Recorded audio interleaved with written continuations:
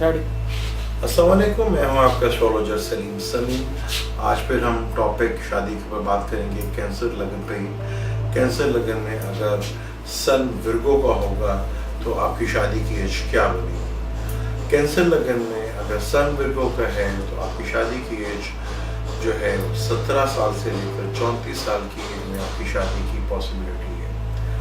अगर आपका कैंसर लगन है और लगन में सन तीसरे घर यानी विर्गो का है तो आपकी शादी की एज 17 या 34 साल में आपकी शादी की एज बनती है।